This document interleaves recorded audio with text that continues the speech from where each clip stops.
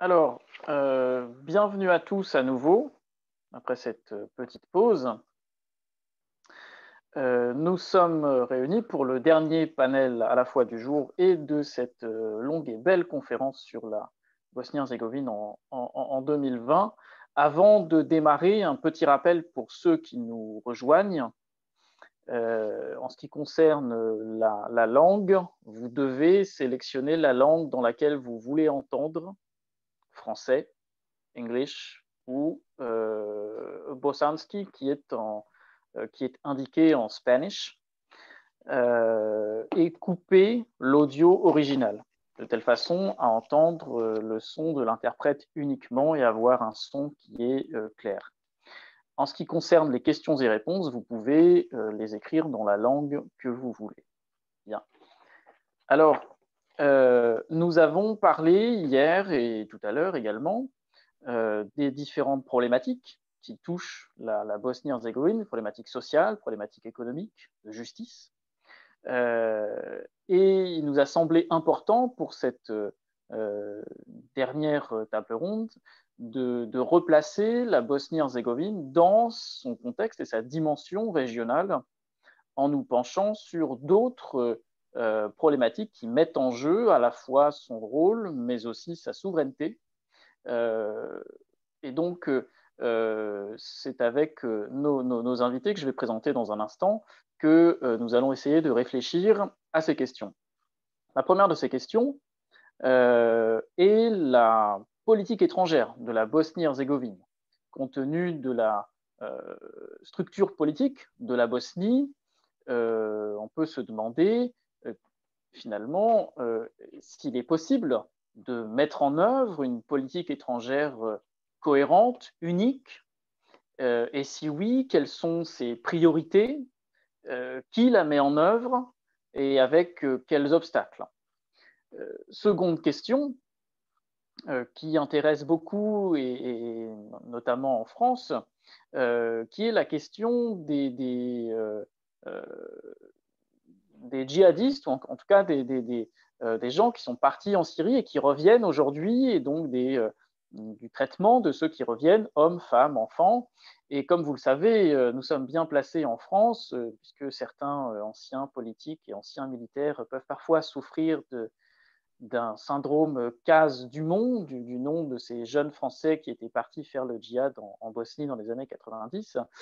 Nous souffrons parfois de ce syndrome qui nous pousse à piocher dans nos souvenirs d'il y a 25 ans pour lire la situation d'aujourd'hui, et cela donne jusqu'au plus haut sommet de l'État des déclarations au mieux ignorantes et au pire insultantes, en tout cas qui ne sont pas fondées sur des faits et de la recherche. Et c'est la raison pour laquelle il nous semble essentiel, afin de traiter cette question qu'il est légitime de traiter, de nous fonder sur des faits, des chiffres, de la recherche sérieuse, et c'est ce que nous essaierons de faire tout à l'heure.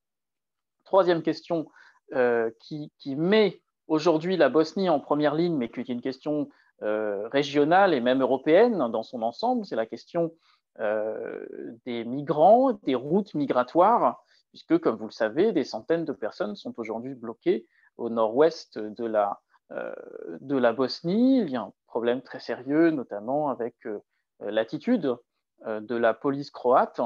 Et donc, nous parlerons également de cette question. Et enfin, nous essaierons d'avoir un regard décentré, régional, sur la Bosnie et sur la région en général, à travers la question de l'environnement, avec Simon Ilsé.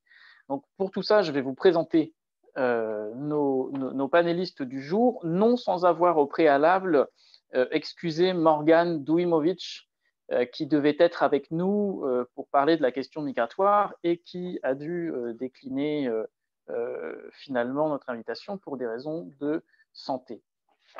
Alors, je commence avec Dženeta Karabegovic, qui est professeur de sciences politiques à l'université de Salzbourg et dont les recherches portent principalement sur les questions de transnationalisme, de diaspora, de justice transitionnelle. Et pour ce qui nous concerne aujourd'hui, elle a co-dirigé avec Yasmin Hasic, un livre qui s'intitule, alors en anglais, Bosnia and Herzegovina Foreign Policy Since Independence. Et c'est chez Palgrave et c'était en 2019. Je pense que les liens vers cet ouvrage apparaîtront. Voilà. Ensuite, nous avons la chance d'avoir avec nous Edina Bećirević, qui est professeure en études de sécurité à l'Université de Sarajevo, qui est présidente de l'ONG Atlantska Iniciativa, et qui est spécialiste des phénomènes de radicalisation et de justice transitionnelle. Elle est l'auteure notamment d'un livre en 2014 chez Yale qui s'intitule Genocide on the Drina River. Et pour ce qui nous concerne aujourd'hui, elle est également la co-auteure d'une étude en 2017 sur la question des revenants de Syrie. Donc, vous aurez également le lien de l'étude en question. Voilà, Waiting Game, Assessing and Responding to the Threat from Returning Foreign Fighters in the Western Balkans. Ensuite, donc pour remplacer Morgan Dujmovic, Jean-Arnaud Desrins, rédacteur en chef du Courrier des Balkans, historien de formation, collaborateur à de nombreuses autres publications en France, Mediapart, Le Monde diplomatique, mais aussi RFI et d'autres publications francophones en Belgique et en Suisse, qui nous a fait la gentillesse de bien vouloir se substituer à Morgan au dernier moment. Nous le remercions. Pour évoquer la question des routes migratoires qu'il a beaucoup couvert au cours de ses très nombreux reportages. Et enfin, nous avons avec nous Simon Ilse, qui est le directeur du bureau de Belgrade de la Fondation Bol et qui tracera avec nous des grandes lignes régionales sur la question notamment de l'environnement, dont on a vu qu'elle est capable de mobiliser à travers les pays. C'est une question suffisamment transversale et cruciale, puisque Sarajevo, Belgrade, Skopje sont parmi les villes les plus polluées du monde. C'est une question vraisemblablement très cruciale dans les années qui viendront, dans sa capacité à mobiliser de façon transversale les opinions. Alors, après cette trop longue introduction, je vais céder la parole sans plus attendre à Dženeta Karabegović pour évoquer donc cette première question de la politique étrangère de la Bosnie et les difficultés intrinsèques à la Bosnie, compte tenu de sa structure, d'avoir une politique étrangère. Donc, Dženeta, je vous cède la parole, c'est à vous. Thank you, everybody. Thank you for this lovely introduction. I just wanted to thank the organizers for this event and to bring together a diverse group of scholars and folks on the ground, policy people, of course. And I'd also like to thank the folks tuning in. Mostly I'm impressed that not everybody has zoomed out and zoned out with all that's happened in this crazy year. Having set that in mind, I'll sort of aim to keep your attention on this last panel of this wonderful multilingual conference. And I think Zoom has done a wonderfully diplomatic job in using, giving us the option to just use Spanish as instead of, having to list Bosnian, Croatian, and Serbian in terms of the local languages. And having said that, thank you very much to the translators. Having done simultaneous translation in the past, I do not envy your position over the last 2 days. Today, I'll be speaking a little bit about foreign policy of Bosnia and Herzegovina, and I'll highlight a few points from the book that I co-edited with Yasmin Hasic, which was published last year. I won't go into all of the details of the book, but I'm happy to do this in the discussion, and so I'll aim to keep my comments rather brief today. And in preparing for this presentation and listening to some of the statements yesterday, I'll also allow myself today to be a little bit bolder than my usual academic self and propose some potential ways ahead in terms of Bosnia's foreign policy and the current situation in the country with the migration crisis. Now, first, some of you might be thinking Bosnia and Herzegovina and foreign policy, is this the beginning of a cruel joke? And indeed, there are those who argue. Donc, c'est vrai que il n'y a pas de politique étrangère en Bosnie. La plupart des décisionnaires se sont essentiellement concentrés sur les problèmes intérieurs et ne se sont pas intéressés à la politique étrangère à ce jour. Et en fait, on peut le comprendre d'une certaine manière depuis les dernières 25 années. Il y a deux documents de politique étrangère qui ont été adoptés et qui parlaient des contours, mais très peu de contenu en fait. Néanmoins, l'idée du livre qu'on a fait, c'était de dire, voilà, personne ne discute le fait que que c'est un modèle politique étranger qu'il faudrait envisager, mais la réalité, c'est qu'il y a une politique étrangère et, et que c'est vrai que on a des institutions chaotiques et ont du mal à parler avec une seule et même voix. Néanmoins, on voit que nous avançons et que, en tout cas, on ne va pas en arrière. C'est déjà une chose. Il est important aussi, 25 ans après l'accord de Dayton, d'aborder des réformes, une nouvelle réflexion, de se dire que la Bosnie, ce n'est pas simplement un objet qui va être le jouet, la pâte à modeler des institutions internationales ou des autres pays ou le récipiendaire de l'aide étrangère, mais ça peut être un acteur et forger son propre avenir et sa politique. Donc, il faut changer un peu le récit de la Russie. Et c'est pourquoi on a travaillé avec un certain nombre d'auteurs, des, des auteurs, des chercheurs de longue date, des plus récents et de différents horizons. Ce qu'on a fait dans ce livre, c'est d'étudier ce contexte de la politique étrangère, comment elle a été formée par les différentes institutions dans la période du conflit et après, les questions de l'intégration européenne, les affaires politiques et économiques, les institutions organisationnelles, les relations bilatérales, et, ainsi que le développement de relations avec la diaspora bosniaque. L'objectif de cette recherche, c'était de travailler sur la possibilité d'un dialogue avec le rôle que pourrait jouer l'État avec la communauté internationale.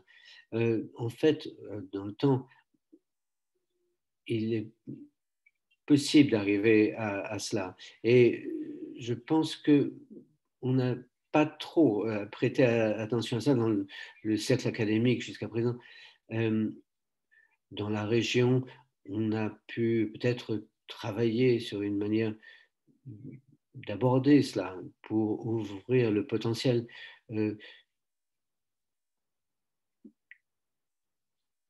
pour faire des travaux de recherche. Donc cet ouvrage montre que même s'il n'y a pas des documents juridiques qui établissent le rôle de la politique étrangère de manière claire, néanmoins, il s'intéresse aux affaires de politique étrangère et il y a un certain nombre d'institutions qui jouent un rôle dans des limites qui sont contraintes par la Constitution. Et je pense que c'est la seule manière viable d'avancer. Ça n'est pas codifié, mais elle s'appuie sur différentes actions avec différentes institutions, différents acteurs. Par exemple, même si les pays doivent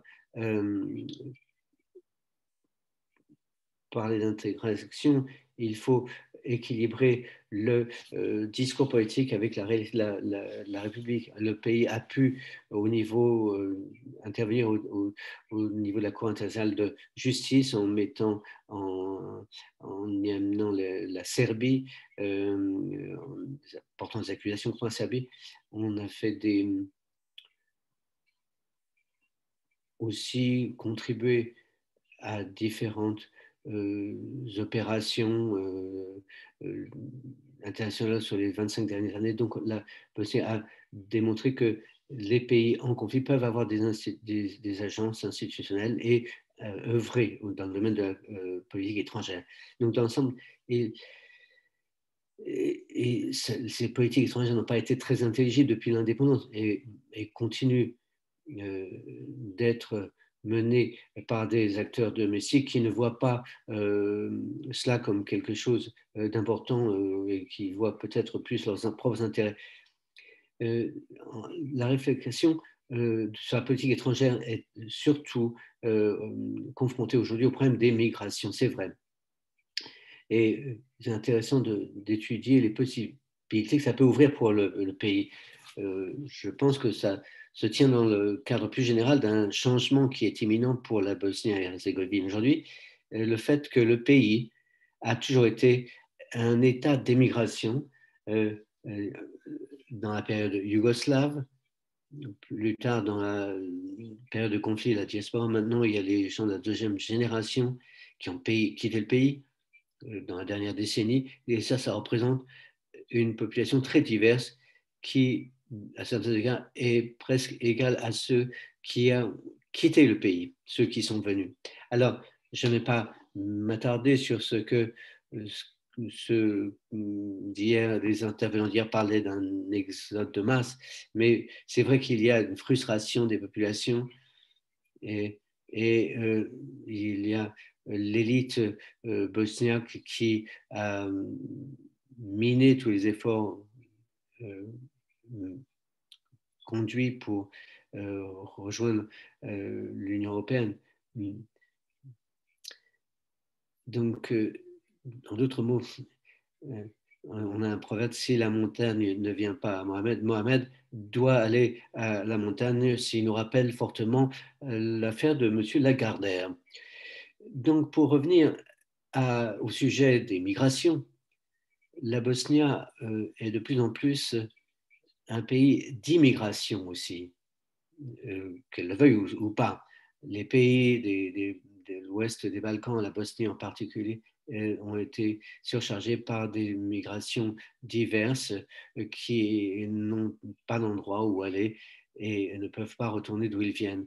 Il y a des camps de migrants dans le pays, il y a un afflux d'individus qui, faute de pouvoir mieux le dire, utilisent le pays comme une salle d'attente pour un avenir peut-être plus favorable ailleurs.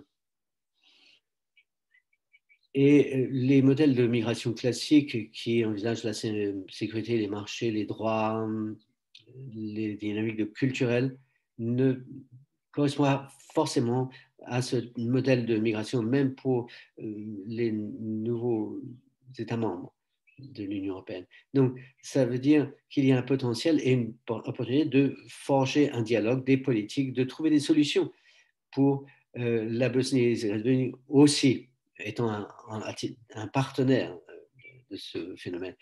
Et je pense qu'il y a là un potentiel intéressant pour créer un nouveau récit, une nouvelle opportunité pour le pays. J'aimerais m'attarder sur 2 points avant d'en venir à la fin de ma présentation. Dans notre ouvrage, nous avons un chapitre qui traite des relations de la diaspora, les développements régionaux, les tendances, le manque d'engagement de l'État, les tentatives non étatiques de se relier à la diaspora, le travail des partis politiques et plus récemment les efforts au niveau de collaboration avec des organisations internationales et en particulier pour le développement. Donc, la politique étrangère adoptée avait intégré la diaspora comme un des acteurs de cette politique étrangère et un des canaux pour le dialogue aussi. Et à des niveaux multiples, il a été encouragé la coopération et la circulation et le dialogue avec cette diaspora. Donc, pour revenir à la question des migrants, ou le revers de la médaille de la gestion des migrations, il est évident que les migrants qui sont en Bosnie ne vont pas tous finir par aller dans l'Union européenne, même selon les versions les plus optimistes, si on se réfère au pacte sur les migrations de l'Union européenne, ça n'est pas envisagé. Donc, quelles sont les options qui leur restent? D'abord, renforcer les accords de retour, et ça va se confirmer dans les années qui viennent. Et je pense que là, il y a un potentiel pour le gouvernement bosniaque de prendre un rôle plus actif avec le soutien de l'Union européenne pour faciliter le retour pour les demandes qui sont rejetées. Et il y a un potentiel pour que la Bosnie soit un bon partenaire dans la gestion des migrations sur cette route qui mène à l'Europe. Et on a déjà vu plus récemment se développer au niveau des politiques mises en place. Et ça montrerait à l'UE d'ailleurs que les institutions bosniaques, lorsqu'elles se donnent la peine, elles sont en accord et peuvent faire beaucoup concernant les situations du pays. D'autres alternatives pour les migrants seraient de rester à titre illégal sur le pays dans des zones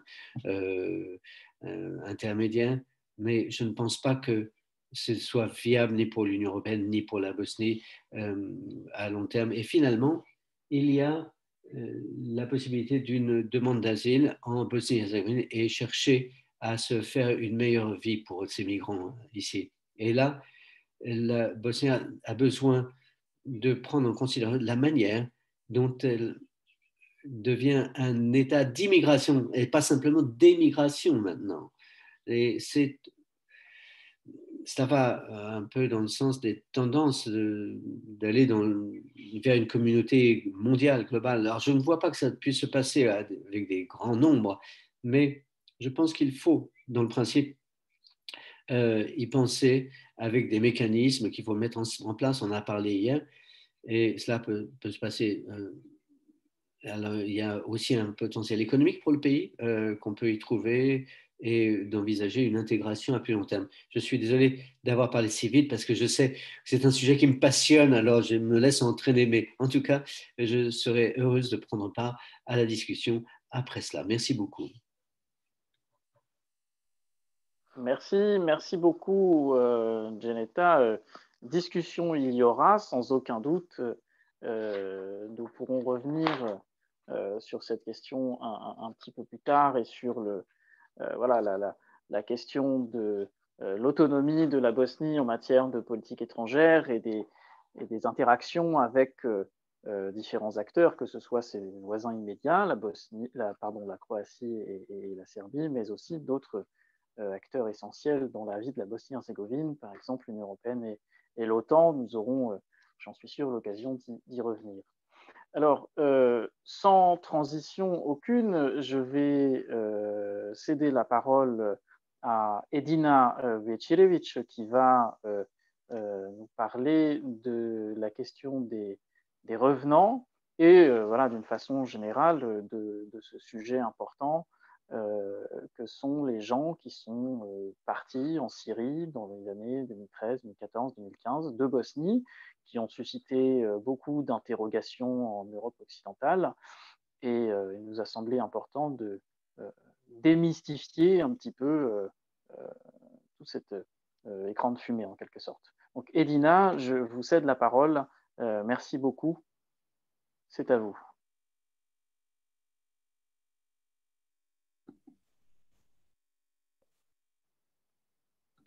Merci beaucoup de cette invitation. Je suis très heureuse d'avoir cette possibilité de m'adresser à vous aujourd'hui dans le cadre de cette conférence, même si ce sujet est assez sombre. Je suis désolé, je n'ai pas eu le temps de me préparer. J'ai beaucoup d'obligations à l'université, des conférences, etc. Mais donc j'ai appris qu'il y avait cette conférence et le sujet m'en semblait tout à fait passionnant. Alors, ma présentation d'aujourd'hui va parler de la radicalisation et du djihadisme aussi de manière plus large, mais je parlerai de ces thèmes en Bosnie. Je parlerai de la question des départs, c'est-à-dire les raisons qui ont suscité ces contingents de combattants à se rendre en Syrie. Et ensuite, pendant le débat, nous pourrons revenir sur la contribution de la communauté internationale et aux parties présentes en Bosnie-Herzégovine des questions judiciaires aussi, etc. Donc, cette question de l'islam radical et du djihad en Bosnie est liée à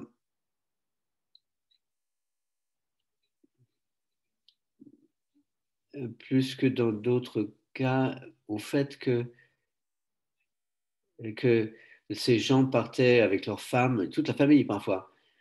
Donc, et c'est vrai que ça suscite des questions, mais j'aimerais dire que cette situation a été amplifiée vu de l'extérieur, sans tenir compte des complexités de la question et aussi des dysfonctionnements de la société de l'Europe de l'Ouest aussi, et pas seulement les autres pays des Balkans. Certains pays des Balkans ont géré le problème d'ailleurs de manière plus satisfaisante que l'on aurait pu s'y attendre.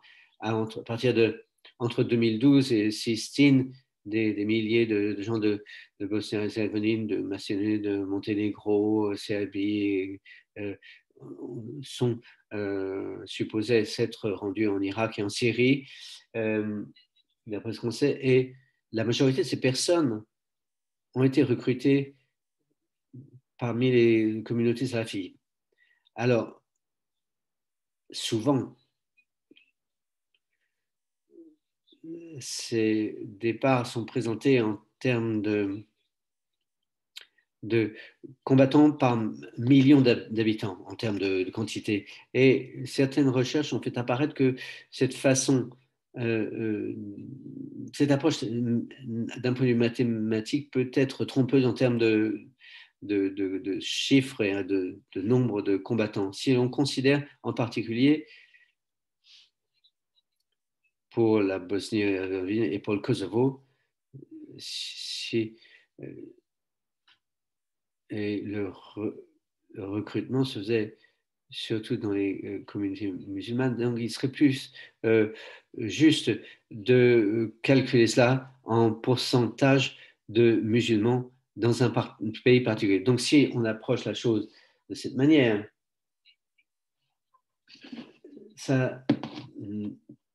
on verra que la Bosnie-Herzégovine a sans doute les chiffres sont plus équilibrés avec d'autres pays comme, mettons, la Belgique même. Et donc, les gens qui ont rejoint l'ISIS, l'État islamique, venaient des communautés salafis. Donc, la question qu'on se pouvait se poser, c'est est-ce qu'ils présentaient une vulnérabilité particulière? Et il fallait faire des distinctions entre les différents types de militants. Il y avait ceux qui sont partis en Syrie, en Irak. C'était les premiers à se radicaliser et ils avaient des comportements qui étaient à l'encontre de la légalité. Donc. Et puis, il y a les cas où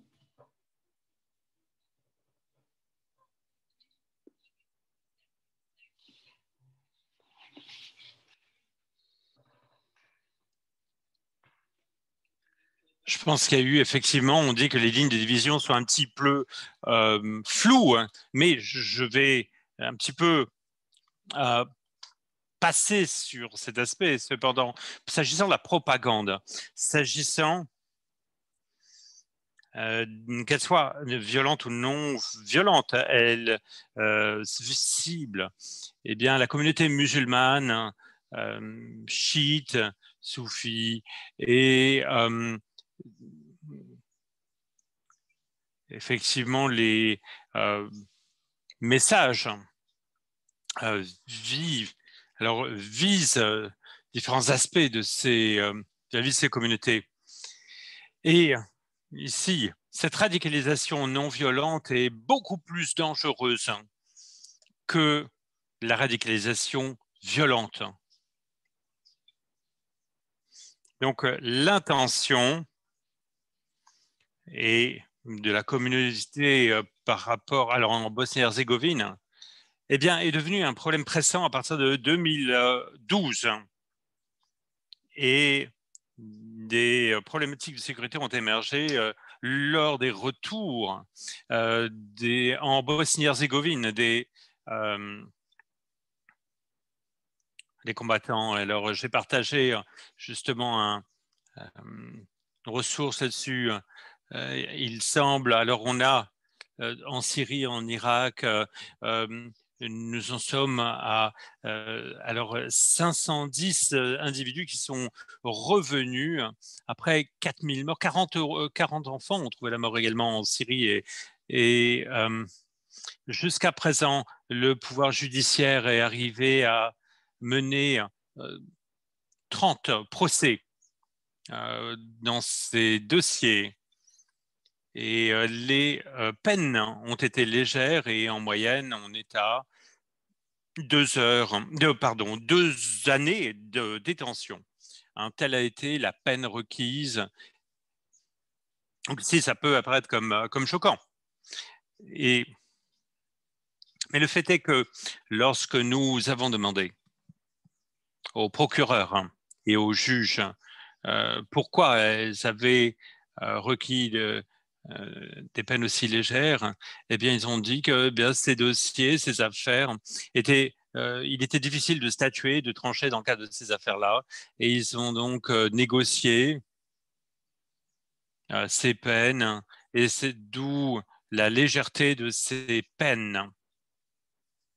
Donc, un certain nombre d'hommes, d'enfants et de femmes en Bosnie-Herzégovine se sont retrouvés en rétention dans des camps de réfugiés en Syrie.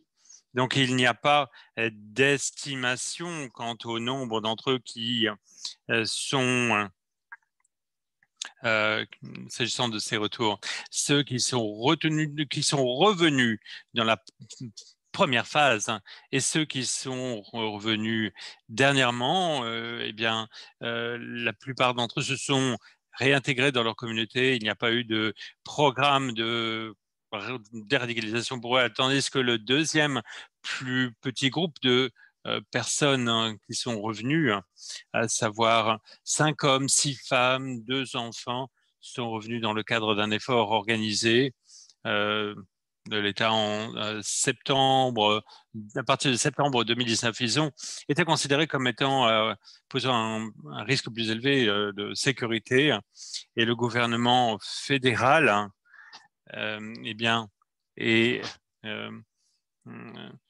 engagé à travailler avec ce groupe dans le cadre d'un programme d'intégration proposant assistance financière et psychothérapie.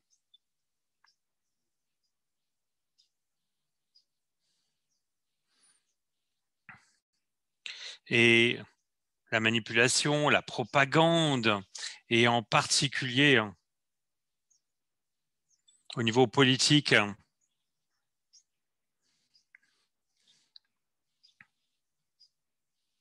ces programmes de réhabilitation et d'intégration,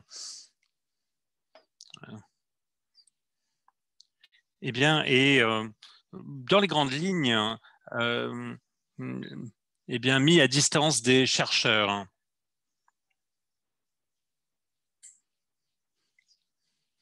Et ici, la raison qu'on y impose, c'est des questions des travaux de recherche pourraient faire plus de mal que de bien, dit-on.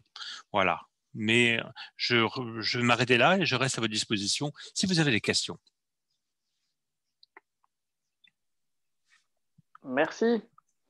Merci beaucoup, Edina. Oui, nous aurons des questions. Je vois que nous avons par ailleurs déjà des questions-réponses de la part des auditeurs. J'essaierai d'en prendre quelques-unes un peu plus tard.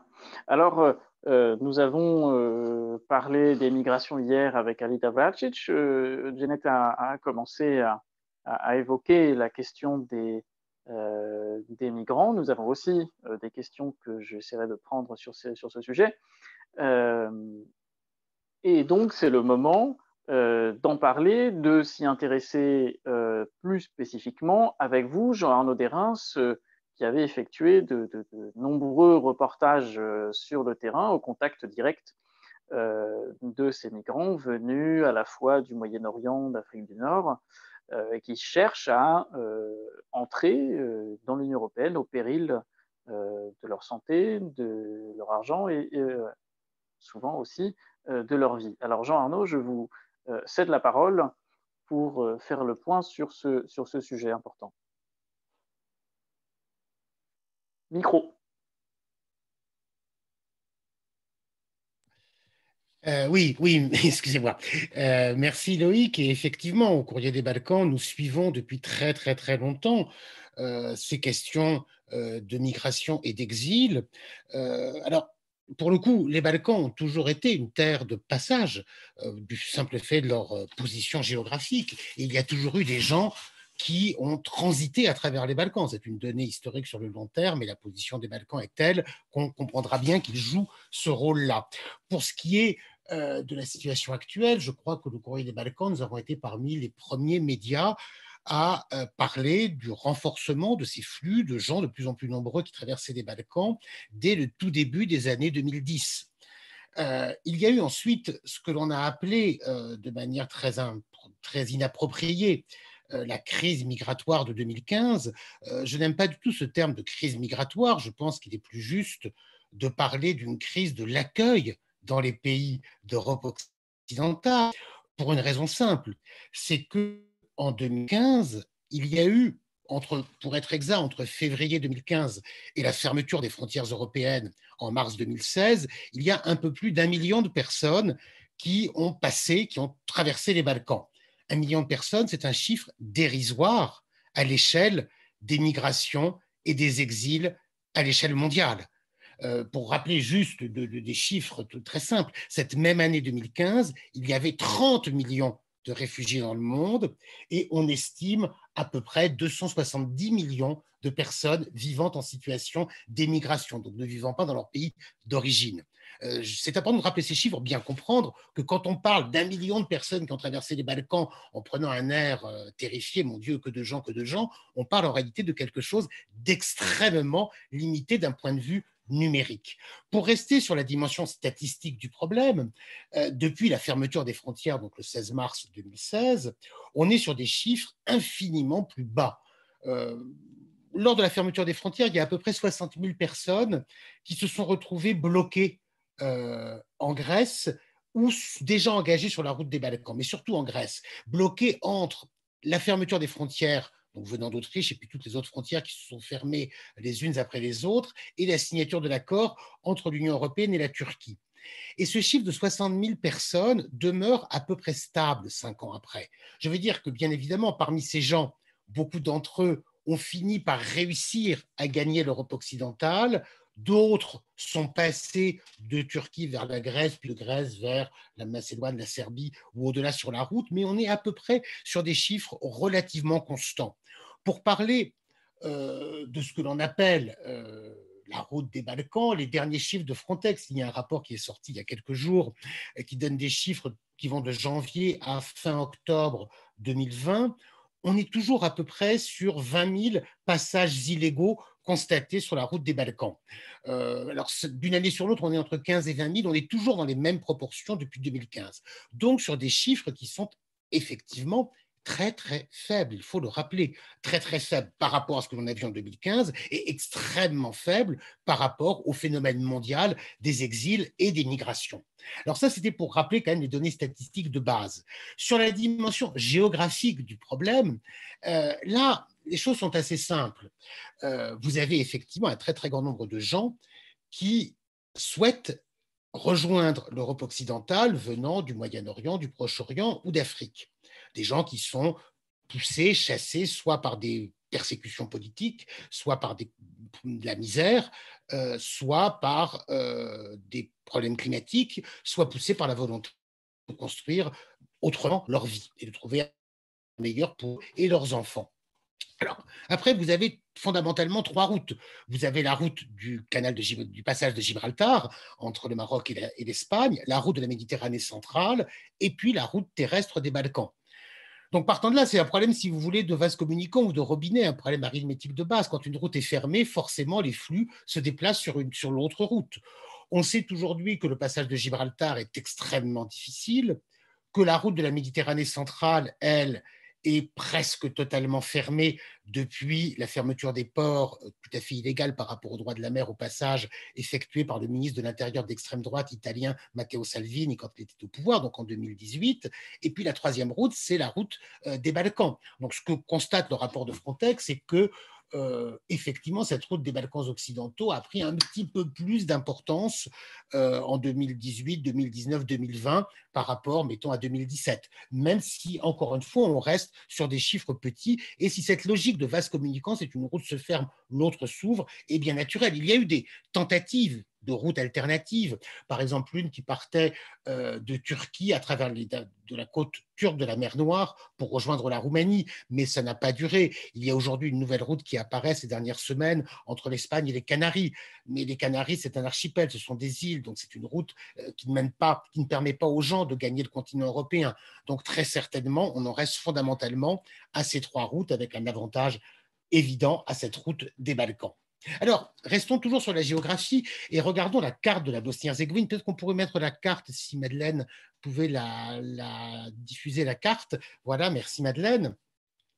Si l'on prend donc ce que l'on appelle cette route des Balkans, lors de l'année 2015, il y avait une voie de passage assez simple qui se faisait de Grèce vers la Macédoine, la Serbie, puis d'abord la Hongrie et ensuite la route a évolué, Macédoine, Serbie, Croatie, puis Slovénie et Autriche. Durant cette année 2015, pratiquement personne ne passait par la Bosnie-Herzégovine. Pour des raisons simples. Les gens essayent toujours de passer par la route la plus logique, la plus simple, la plus courte, et celle où il y a le moins de frontières à franchir. De ce point de vue-là, le Kosovo ou la Bosnie-Herzégovine étaient à l'écart de ce grand passage. Je m'explique. Il y a eu dès le début de l'année 2010 des gens qui passaient par la Bosnie-Herzégovine. C'était par exemple des gens originaires de pays qui n'ont pas besoin de visa pour se rendre en Bosnie-Herzégovine. Donc, qui arrivaient par avion à Sarajevo, qui ensuite essayaient de gagner les pays de l'Union européenne. Je pense par exemple à des Kurdes de Turquie, mais on pourrait citer beaucoup d'autres nationalités. La même chose était vraie également pour le Kosovo. En 2015, par contre, il n'y avait aucune rationalité à passer par la Bosnie-Herzégovine. Cette route, ce corridor qui s'était fait, était beaucoup plus simple. Mais ce corps n'a pas tardé à se fermer. Ça a d'abord été la fermeture de la frontière hongroise, puis la fermeture ensuite des frontières autrichiennes et slovènes. Tant et si bien qu'à partir du printemps 2018, la Bosnie-Herzégovine est apparue comme la principale voie alternative. Alors comment entre-t-on en Bosnie-Herzégovine? On entre des trois pays frontaliers à l'est, c'est-à-dire des deux pays frontaliers, c'est-à-dire du Monténégro ou de Serbie, pour ensuite passer en Croatie. Les gens qui arrivent de Serbie viennent généralement de Macédoine, ceux qui arrivent du Monténégro ont souvent transité par l'Albanie. Quand on examine la réalité des parcours, on constate souvent combien ils sont parfois compliqués avec des allers-retours d'un pays à l'autre en fonction de contraintes souvent liées à la répression policière ou à la possibilité de trouver des abris momentanés pour refaire un petit peu ses forces. Ensuite, les gens essayent naturellement de gagner la Croatie, mais surtout l'Union européenne et plus exactement l'espace Schengen. Et alors là, je crois qu'il est très important de comprendre comment fonctionne cette région des Balkans. On est clair aujourd'hui, une fonction est clairement assignée aux Balkans, c'est celle de servir de sas d'entrée, de glacis protecteur à l'Union européenne. On est pour le coup sur une conception, ce que je vais dire n'est pas très original, je ne suis pas le premier à le dire, une conception de la frontière qui est très inspirée de celle du limes de l'Empire romain, avec plusieurs niveaux de protection. Et de ce point de vue-là, les Balkans ont une fonction essentielle qui est de servir de sas d'accès avant quoi? Quand on parle de l'Union européenne, là, il y a clairement deux niveaux de la forteresse européenne. Il y a les pays membres de l'Union et les pays membres de l'espace Schengen. On va comparer deux pays pour que ce que j'ai dit soit bien clair. la Hongrie a fermé ses frontières dès le mois d'août 2015. Parce que si vous entrez en Hongrie depuis la Serbie, vous êtes dans l'espace Schengen. Donc, a priori, une fois que vous avez réussi à passer cette frontière, vous pouvez vous rendre n'importe où dans l'espace Schengen, même si on sait bien sûr que ce n'est pas vrai, puisque il y a des contrôles à l'intérieur de cet espace Schengen. Par contre, quand vous arrivez en Croatie, si vous arrivez depuis la Serbie ou la Bosnie à passer en Croatie, vous êtes certes dans l'Union européenne, mais pas encore dans l'espace Schengen. Par contre, regardez cette pointe de Bihać, la pointe nord-ouest de la Bosnie-Herzégovine. Là, pour le coup, cette carte particulière de la Bosnie, qui est le résultat de l'histoire, de la confrontation entre les deux grands empires ottomans et habsbourgeois, cette pointe nord-ouest de la Bosnie, la région de Bihać et Velika Kladuša, est l'endroit où l'on est le vrai de l'espace Schengen, puisque vous avez une quarantaine, cinquantaine de kilomètres à parcourir à travers la Croatie. Ensuite, vous accédez à la Slovénie, qui, elle, est membre de l'espace Schengen. Il y a donc ces données géographiques qui sont le résultat de l'histoire des frontières du pays, qui donnent à la Bosnie-Herzégovine une place assez particulière. Alors, on a parlé de statistiques, de géographie, parlons un petit peu de politique. Là, je vais comparer deux pays. En Serbie, la Serbie et la Bosnie-Herzégovine. En Serbie, vous avez des centres d'accueil pour réfugiés, des infrastructures relativement importantes qui sont, pour le coup, bien évidemment, un héritage des guerres des années 90. Et la Serbie a fait le choix d'ouvrir ces centres de réfugiés et de récupérer des fonds européens très conséquents pour gérer ces centres de réfugiés. Si bien qu'aujourd'hui, il vaut beaucoup mieux être en attente dans un centre d'accueil pour réfugiés en Serbie que, mettons, en France, à Vintimille ou à Calais. Les conditions sont objectivement bien meilleures en Serbie que dans beaucoup de pays membres de l'Union européenne, notamment celui dont je suis citoyen. En Bosnie-Herzégovine, les choses ne se passent pas du tout de la même manière. Parce que, encore une fois, la Bosnie-Herzégovine se trouve dans cette situation d'un pays où les niveaux de pouvoir sont éclatés entre les deux entités, entre les cantons. Du coup, la question des exilés est devenue, comme n'importe quel problème, une question politique en Bosnie-Herzégovine.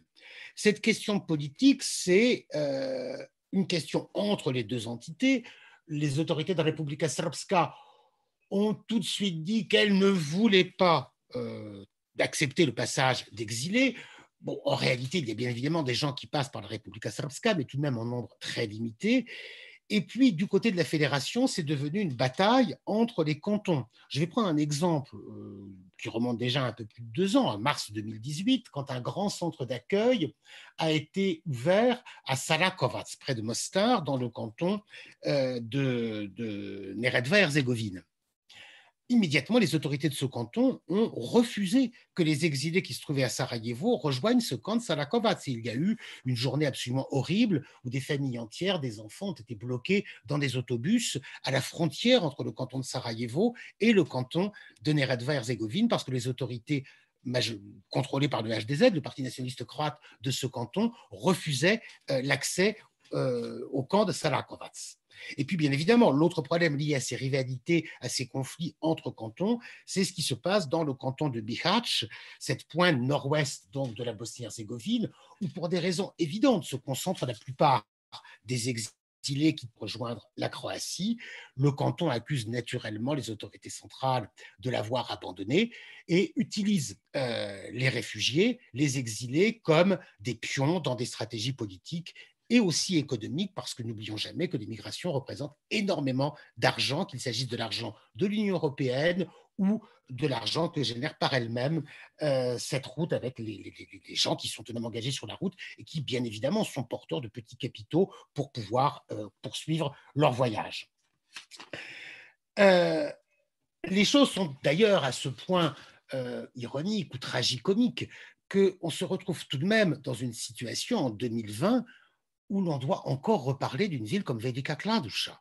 On doit encore reparler de quelqu'un comme Fikret Abdić. Fikret Abdić, rappelons-le, c'est Agrokomer, c'est les années 1980, c'est les préludes de l'éclatement de la Yougoslavie, et ce Fikret Abdić après avoir été condamné, mis en prison, libéré, est toujours maire de Velika Kladuša et c'est aujourd'hui un acteur majeur dans ces jeux malsains politiques qui se mènent autour de la question des réfugiés, parce que sa ville de Velika Kladuša est effectivement cette pointe de l'extrême nord-ouest de la Bosnie-Herzégovine, cette pointe tout proche de l'espace Schengen. Alors, pour aller vite et laisser du temps à la discussion, quelle est la situation aujourd'hui? Comment la résumer? On est clairement dans une situation de blocage parce que la police croate, le gouvernement croate a décidé de ne laisser passer personne. Alors, ne laisser passer personne, c'est bien sûr quelque chose qui ne veut rien dire. Les gens passent toujours.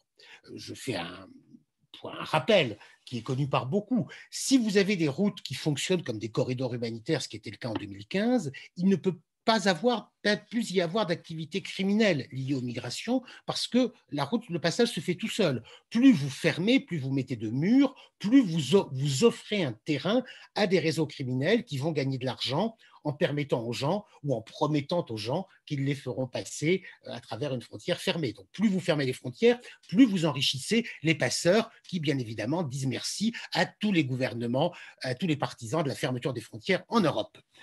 C'est cette fermeture des frontières qui permet aux réseaux criminels de gagner leur argent. Les autorités croates donc disent que personne ne peut passer et pour cela ont mis en place depuis 3 ans une politique répressive sans frein, d'une violence extrême. Alors, je ne vais pas détailler, c'est très bien documenté par de nombreux rapports d'organisations internationales, par les rapports également du Conseil de l'Europe. Ces actes de violence, ça consiste à arrêter systématiquement les exilés qui tentent de traverser la Croatie, de les voler, de leur détruire leurs moyens de communication, leur téléphone portable, de prendre leur argent, souvent de les dénuder, de brûler leurs verres devant eux et de ces gens sans habit à repartir vers la Bosnie-Herzégovine dans des régions de montagne. Il y a eu quelques raffinements dans le sadisme de la police croate cet été, par exemple, tel celui qui consistait à peindre des croix de couleur sur la tête des réfugiés comme en marque du bétail pour qu'on sache reconnaître les gens qui sont déjà passés. La Croatie a mis en place toutes ces pratiques dans une totale indifférence de l'Union européenne jusqu'à une période très récente. Les choses, depuis 1 mois et demi, sont un petit peu en train de changer puisque, enfin, la Commission européenne demande des comptes à la Croatie. On peut donc être très modérément optimiste sur une remise en cause de cette politique de répression. Cette répression, pour le coup, elle est menée par la police croate. Il y a beaucoup de travaux de journalistes croates qui ont bien documenté les choses, par des unités, je dirais, parapolicières. C'est notamment la mission Corridor, où ce sont des membres de la police qui sont détachés pour faire ces œuvres de très basse police, de grande violence. On est donc sur quelque chose où on est même par rapport à la loi croate à l'extrême limite du droit et on est de toute façon en totale violation du droit international puisque les gens qui sont rejetés, qui sont empêchés d'entrer en Croatie n'ont pas la possibilité, qui est pourtant prévue par tous les textes de droit international, toutes les conventions internationales, de pouvoir demander l'asile. La Croatie a le droit de refuser l'asile, elle n'a pas le droit d'empêcher les gens de demander l'asile sur son territoire. Ça, ce sont les conventions internationales. Ceci étant, il est même, malgré cette... ce réveil un petit peu tardif de la Commission européenne, il est peu probable que la situation change drastiquement dans les prochaines semaines, les prochains mois et même les prochaines années. Alors là, je reviens un petit peu à ce que disait tout à l'heure Dženeta Karabegović. Comment voir les choses sur un petit peu plus long terme? La Bosnie-Herzégovine et de manière générale, les Balkans vont rester une zone, un glacis protecteur, un sas dans lequel beaucoup d'exilés sur la route de l'Union européenne vont rester. Encore une fois, l'idée n'est pas que les frontières soient totalement fermées, parce que tout le monde sait très bien qu'une frontière totalement fermée, ça n'existe pas. Il s'agit plutôt de ralentir les flux. Ces jeunes gens qui, depuis Velika Kladuša ou Bihać, tentent de passer en Croatie, sont refoulés et battus 1 fois, 2 fois, 3 fois, 5 fois, 15 fois, 32 fois, mais à la 33e fois ou à la 17e, s'ils ont un peu plus de chance, ils réussiront à passer. Donc il s'agit de retarder au maximum les gens et d'utiliser les Balkans comme une zone de concentration, de stockage de ces personnes en chemin vers l'Union européenne. De ce point de vue-là, la possibilité de voir des gens, et on en a déjà de plus en plus, qui reviennent en Bosnie-Herzégovine est quelque chose qui va s'accentuer. Il y a aujourd'hui, que cela soit en Croatie, en Herzégovine, de plus en plus sont renvoyés. Alors ça, ce sont les règles de Dublin, très particulières de Dublin, qui sont renvoyés d'Allemagne, d'Autriche, qui se retrouvent en Croatie, et le plus souvent qui sont renvoyés illégalement, il y a beaucoup de témoignages en la matière, de Croatie vers la Bosnie-Herzégovine. Ces choses-là ces phénomènes-là vont s'accentuer. Ensuite, une fois que les gens sont en Bosnie-Herzégovine, il est bien certain qu'on est dans l'illusion de la légalité. La Bosnie-Herzégovine va continuer à signer des accords de réadmission avec tous les pays du monde. La question n'est pas là. Mais vous avez tout de même des textes internationaux qui font que vous ne pouvez pas renvoyer quelqu'un vers un pays en guerre. Comment est-ce que quelqu'un chassé, expulsé d'Autriche, mettons vers la Croatie, renvoyé illégalement de Croatie vers la Bosnie-Herzégovine, pourrait être renvoyé de Bosnie-Herzégovine vers l'Afghanistan? Ce n'est pas possible. L'Afghanistan est considéré comme un pays en guerre. Ce qui veut donc dire que la véritable fonction assignée à la Bosnie-Herzégovine et aux pays des Balkans, à la Serbie, au Monténégro, à l'Albanie, va être d'être une zone de stockage de gens dont l'Union européenne ne veut pas ou dont elle veut bien accepter l'arrivée au compte. De ce point de vue-là, on en revient véritablement à cette référence historique que j'évoquais au début de ma communication, celle du limès de l'Empire romain, c'est-à-dire une zone tampon assez large qui permet de stocker des populations. On peut ensuite ouvrir plus ou moins largement les vannes, et de ce point de vue-là, la juxtaposition des différentes lignes de frontières est très intéressante, puisque cela vous permet d'ouvrir un petit peu certaines vannes, d'en refermer d'autres. De ce point de vue-là, les réfugiés vont continuer à faire les affaires des passeurs, vont continuer à alimenter les jeux politiques en Bosnie-Herzégovine, tandis que les Balkans seront plus indispensables que jamais à l'Union européenne, des Balkans bien sûr qui n'ont aucune chance de rejoindre rapidement l'Union européenne, mais qui sont très utiles comme sas d'entrée avant l'Union européenne et comme zone de stockage. C'est assez cynique, mais je crois que c'est malheureusement la réalité actuelle des choses. Merci mille fois, Jean-Arnaud, pour ce panorama fort complet. Il y a pas mal de questions, donc on va essayer de se garder un moment pour des questions. Il y en a pour tout le monde, rassurez-vous.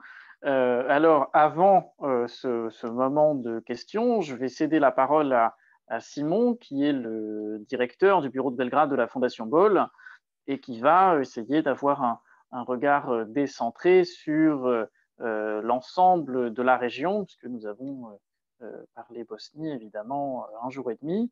Alors, Simon, votre fonction est de ramasser un petit peu tout ça dans une dimension régionale et environnementale. Donc, je vous cède la parole.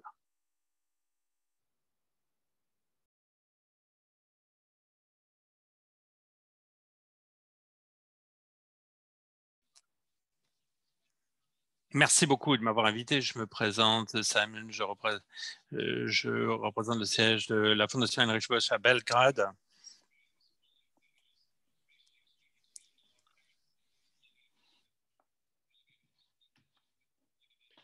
Donc, je suis très heureux de cette collaboration entre les différents bureaux de la Fondation Böll et je vous remercie en tout cas de m'avoir invité pour cette discussion très intéressante.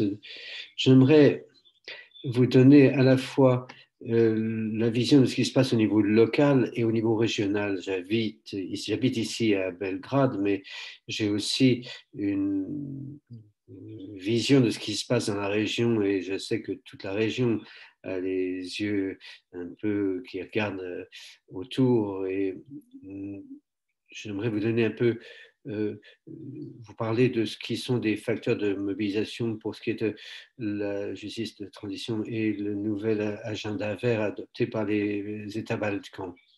Donc, j'ai vu que la discussion tournait plus autour des questions de migration plus que je ne le pensais, mais je suis tout à fait d'accord avec Jean-Renaud, en tout cas, sur le fait que les Balkans deviennent de plus en plus une zone tampon pour l'Union européenne, pour ces politiques irrésolues qui restent à toutes les impasses se déversent quelque part dans cette zone tampon et nous sommes les ici dans cette région les récipiendaires de ces problèmes non traités. Et c'est le cas encore 25 ans après l'accord de Dayton, c'est le fait que, vous en avez sans doute parlé déjà hier, mais depuis le fait que Dayton n'était jamais censé former le fondement d'une constitution, mais ou la justification d'un nouvel État, mais plutôt un accord de paix. Et en fait, on se rend compte qu'il reste encore beaucoup de marge pour les pays comme la Macédonie ou la Serbie pour qu'ils puissent interférer au niveau des agendas ethnosociaux. Je suppose que vous en avez déjà parlé. Ensuite, peut-être un exemple pratique local, c'est que si vous regardez la télévision publique ici en CAB et que vous suivez les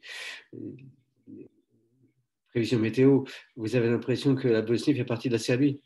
Et vous voyez les prévisions météo pour cette région, ce qui est quand même un peu troublant.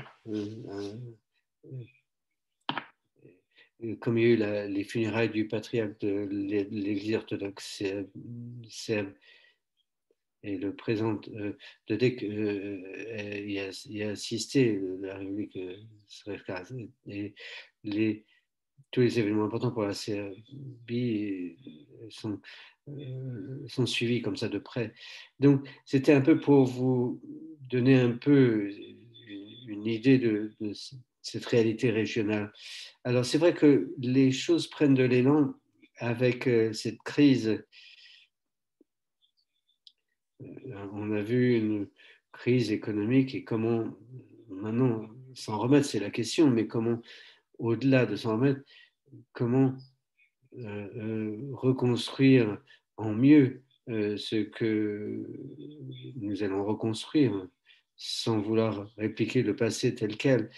Et c'est vrai qu'en octobre, il y a le processus de Berlin qui a été lancé avec l'agenda vert qui a été adopté. C'est la première fois pour les Balkans de l'Ouest, c'est la première fois que les 6 États des Balkans ont signé ensemble cet accord de neutralité carbone d'ici 2030, je suppose. Je ne suis pas sûr d'avoir bien entendu, dit l'interprète.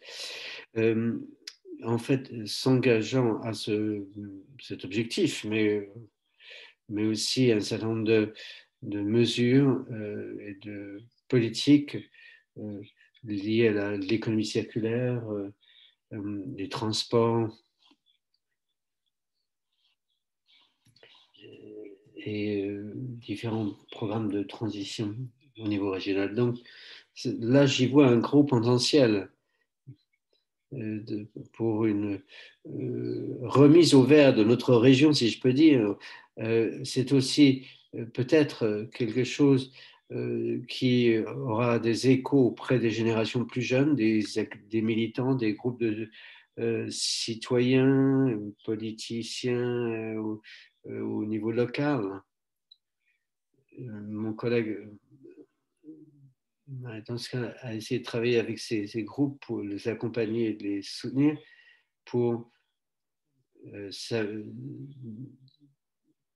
s'appuyer sur ces politiques pour voir comment en faire profiter la société. Et si je devais parler plus précisément de 2 questions d'environnement qui ont pris de l'importance dans cette région, je dirais clairement la qualité de l'air et la lutte contre les petites centrales hydrauliques, protéger les cours d'eau des Balkans.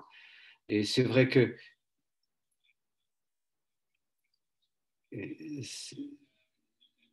cette conférence, il y a une conférence justement qu'on a organisée par la Fondation aujourd'hui et demain pour voir comment trouver des solutions aux problèmes de qualité de l'air et traiter les bons problèmes, les vrais problèmes, et pas simplement s'accuser les uns les autres comme le font les autorités qui disent que le problème, c'est les transports et les voitures. En fait, la question que posent les gens, un nombre croissant de gens, c'est que cette pollution de l'air vient des centrales électriques. Il y en a, c'est sans doute les plus polluantes en Europe et dans le monde peut-être. La qualité de l'air est particulièrement mauvaise et les techniques de filtrage sont médiocres ou absentes. Et la question c'est aussi lié au système de chauffage et de cuisson dans les habitations, qui est un problème pour la qualité de l'air en intérieur, mais aussi pour l'ensemble des villes, des Balkans, qui se retrouvent enveloppés dans un nuage de fumée. Donc c'est un autre problème qu'il nous faut avec les PM2,5 et de PM10, les fines particules qui sont émises par ces appareils de chauffage, de cuisson et les centrales et usines. Donc, on ne peut plus laisser les autorités ignorer ce problème. Et le consensus se fait de plus en plus large sur la nécessité de faire quelque chose sur ces questions. L'autre exemple que je mentionnais, c'est au niveau de la perspective régionale, comme la qualité de l'air. C'est la même chose à Sarajevo, Belgrade ou à Tirana. Mais l'autre problème, c'est celui des petites centrales hydroélectriques. Je crois que vous avez entendu parler des activités militantes, activistes dans ce domaine en Bosnie. Mais c'est vrai que ces luttes s'organisent au-delà des origines ethniques et des gens d'origines ethniques différentes, de villages différents, se battent ensemble pour défendre leur rivière. Et c'est une chose nouvelle qu'on n'avait pas vue dans le passé. Alors c'est sans doute lié à la richesse et la biodiversité des rivières des Balkans. Et il est rare en Europe de trouver de si belles rivières qui n'aient pas été défigurées par la pollution industrielle, les barrages, etc. Et c'est une ressource pour les communautés locales aussi. Donc c'est une question qui est chère à toute la région des Balkans de l'Ouest et des initiatives montrent qu'en fait tout est interconnecté là. Venant d'Allemagne, j'avais un peu oublié la valeur d'une rivière. C'est quelque chose de très pur pour la rivière Grina ou Morachawa, par exemple. Les gens les voient, ça devient comme faisant partie de leur identité. Et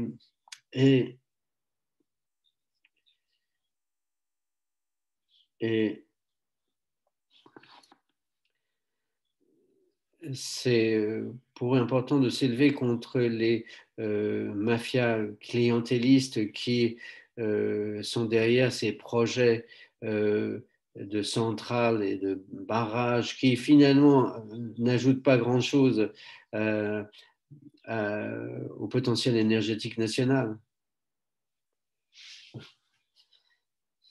Donc,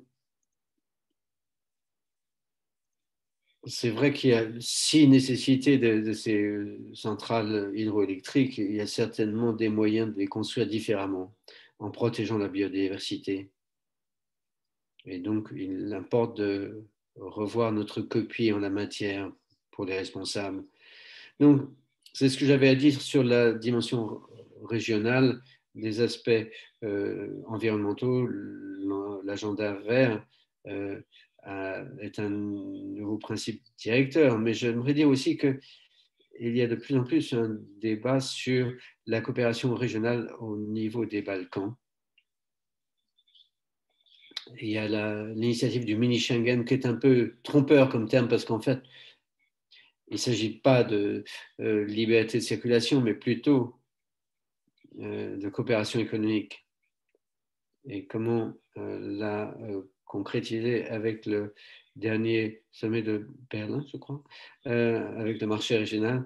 Certains proposent que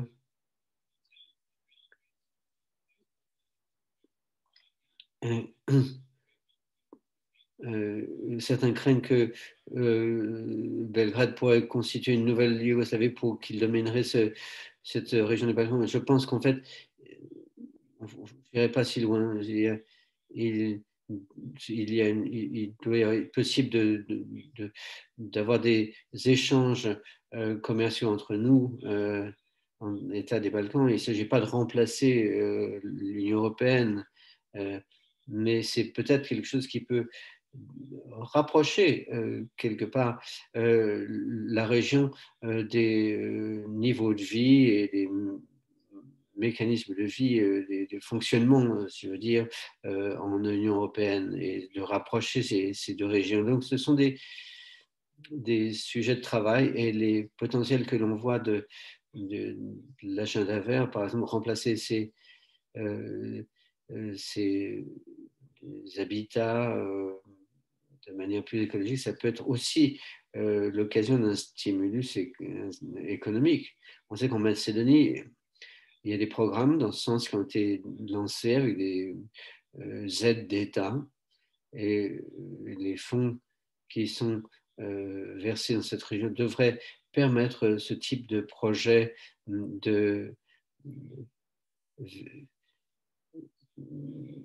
au niveau des habitats, des écoles, plutôt que d'aller dans des projets hydroélectriques inefficaces. Voilà, je m'en tiendrai à ça, peut-être sans faire une conclusion formelle, parce que je pense que nous ouvrons le débat, donc c'est plutôt vers ça qu'il faudrait s'ouvrir, et donc j'attends beaucoup de cette discussion. Merci. Merci beaucoup Simon. Merci à tous les quatre, vous êtes toujours là et très attentifs. Alors, je vais sans plus attendre prendre les questions que les auditeurs ont bien voulu poser. Elles sont nombreuses et fort pertinentes, donc j'en ai pour chacun des questions précises auxquelles j'espère vous aurez des réponses. Alors, je vais commencer par Dženeta. Vous avez parlé de la difficulté de l'autonomie de la Bosnie-Herzégovine pour avoir une politique étrangère compte tenu de sa structure. Alors on nous pose la question au fond des personnes qui mettent en œuvre cette politique étrangère, donc sur la nomination des ambassadeurs par exemple, comment ça fonctionne et comment au fond, ces nominations, à quoi répondent ces nominations et est-ce que ce sont des obstacles à la Bosnie elle-même? Qu'en est-il de l'influence des voisins directs de la Bosnie-Herzégovine, c'est-à-dire la Croatie et la Serbie, et notamment dans leur compréhension très particulière de leur rôle en tant que signataire des accords de Dayton? On peut élargir un petit peu, on nous pose la question aussi de la Russie vis-à-vis de la Republika Srpska. Et enfin, dans les grandes priorités de la Bosnie-Herzégovine, il y a bien entendu l'Union européenne et l'OTAN. Et quel rôle peuvent jouer ces deux institutions pour, en quelque sorte, arrimer la Bosnie à la fois à l'Europe et à l'OTAN à mesure de pression, d'incitation.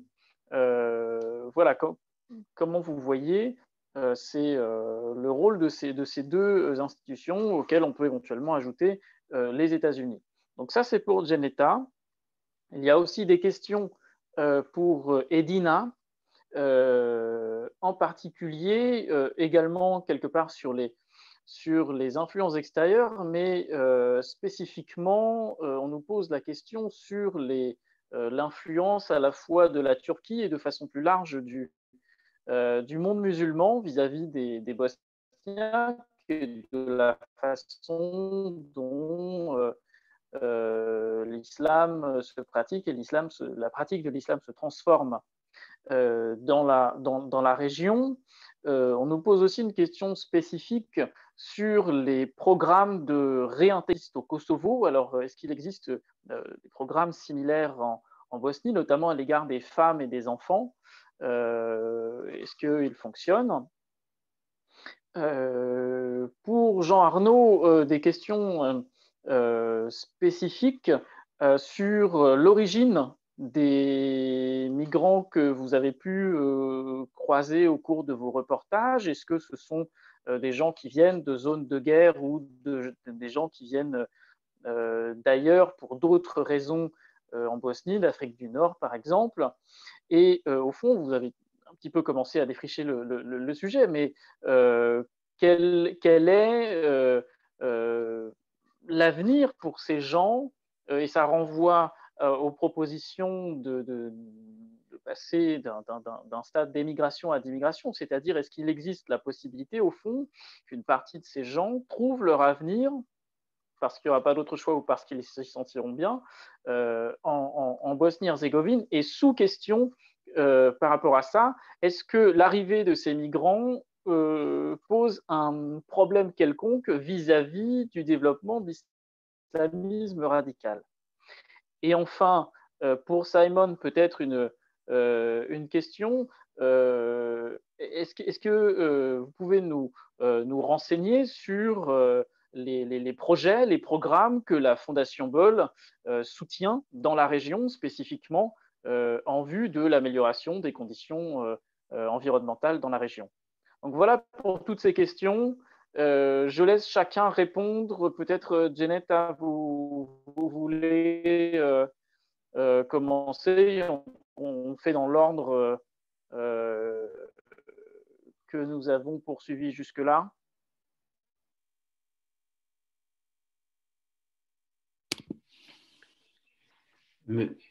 Merci pour ces questions.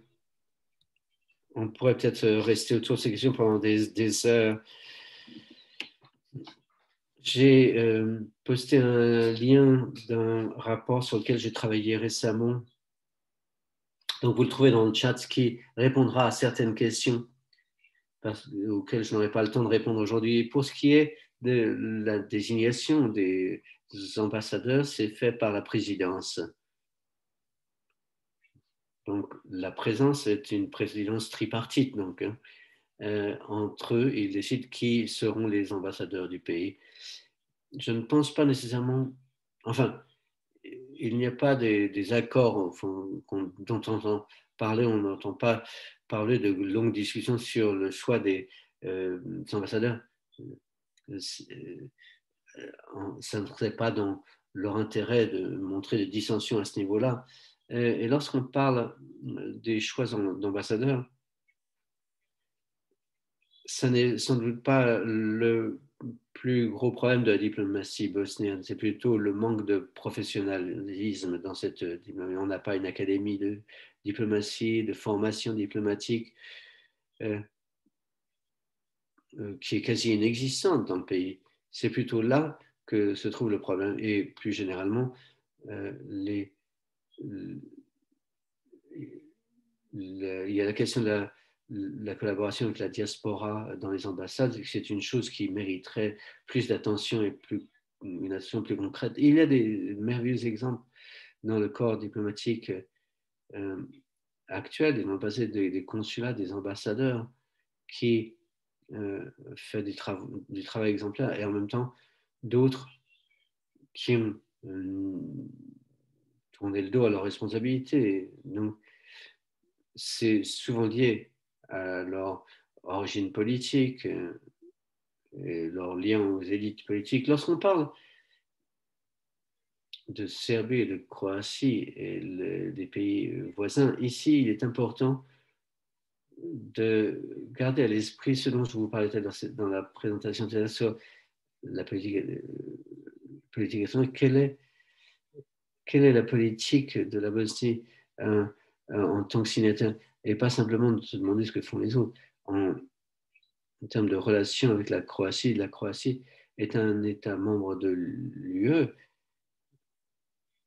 et l'une des choses que les institutions bosniennes doivent commencer à travailler, c'est le processus d'intégration à l'UE, et de dire que les Croates bosniens sont généralement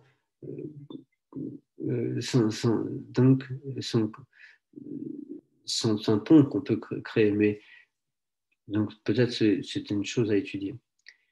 Pour ce qui est du Monténégro, en tant que membre de l'OTAN, le Monténégro peut aider à cet égard pour nous encourager à ce que la Bosnie rejoigne l'OTAN.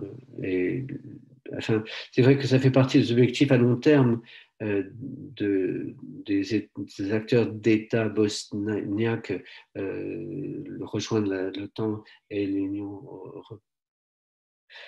européenne. C'est vrai que la relation avec la Serbie est plus difficile. Là, il faut développer un état de confiance, une relation qu'on a des débats internes qui ont été développés au niveau interne, mais là, Simon en a parlé tout à l'heure. La réalité, c'est qu'en fait, pour ce qui est de la politique étrangère et la coopération, il n'y a pas vraiment des accords entre ces pays et la Bosnie. Et au cours des derniers mois, on a vu qu'il est possible pour ces pays d'aller vers une collaboration, une coopération régionale, surtout pour des questions d'environnement et surtout aussi pour des questions de migration. Il n'y a pas de désaccord. Personne ne veut mourir de maladies pulmonaires ou de la pollution de l'eau ou de problèmes de sécurité. En tout cas, je ne sais pas pour dire que tous les migrants sont des criminels, mais on est tous égaux devant ces problèmes, qu'on soit serbe ou bosniaque. Et donc, je pense avoir répondu à la plupart des questions. Donc, je vais laisser la parole aux autres. Merci. Merci, Djenata. Edina, peut-être c'est à votre tour par rapport aux questions qui vous ont été adressées, si vous voulez micro.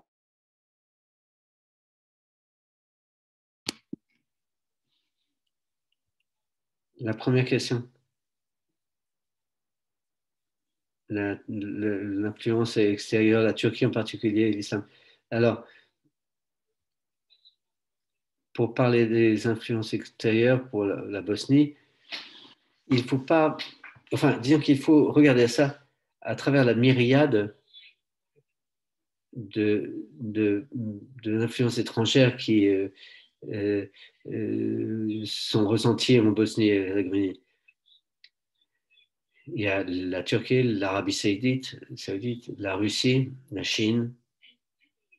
Et je pense qu'il est important de le voir, ceci, de manière dynamique. C'est une dynamique, à la fois pour la Serbie et la Croatie. Je suis en désaccord avec Zenata sur le rôle. Je crois que la Serbie est un facteur de déstabilisation pour les États bosniens et slovènes, et la Croatie en tant que membre de l'Union européenne aide aussi à la radicalisation des Balkans, comme la Serbie va vers la radicalisation des Serbes bosniaques. Donc, de la République srpska et la Croatie soutient la notion d'une identité turque. Donc, si on étudie ces influences malignes de l'étranger dans leur dynamique, je ne vois pas trop de différence entre peut-être l'influence néfaste de la Turquie ou celle de la Serbie ou de la Croatie. Elles prennent des caractéristiques, des couleurs différentes en termes de géopolitique. La Turquie va cibler les musulmans des Balkans comme le ferait l'Arabie saoudite. Mais il est important de voir la radicalisation sur un niveau politique. Il faut voir les différences des influences étrangères, de même qu'il y a des concepts de radicalisation qui sont vus sous différents angles. Il y a l'extrémisme.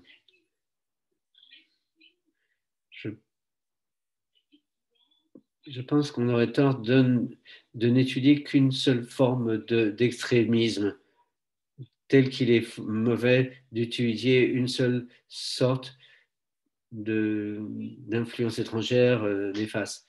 Et moi, j'ai fait moi-même une étude sur le salafisme à un moment où on pensait que c'était, parmi les chercheurs avec lesquels on travaillait, on se disait que c'était pas assez étudié. Maintenant,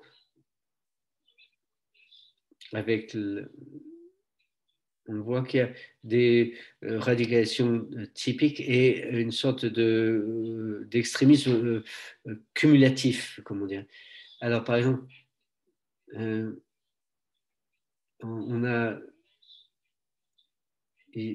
y a l'approche américaine qui a accepté cette notion d'accumulation d'extrémisme, alors que l'Union européenne s'attache plus à une version, à une approche, le salafisme par exemple.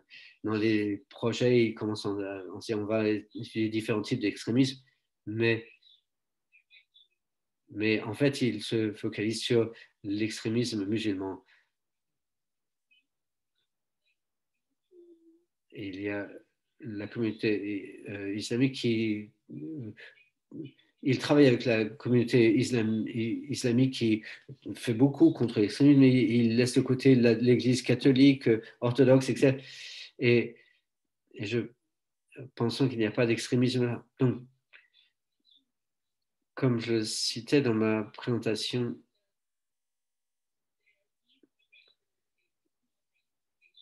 il y a un programme de réhabilitation modeste encore pour les femmes et les enfants qui sont revenus récemment. Je sais qu'au Kosovo, par exemple, il y a des efforts de réhabilitation aussi avec les femmes.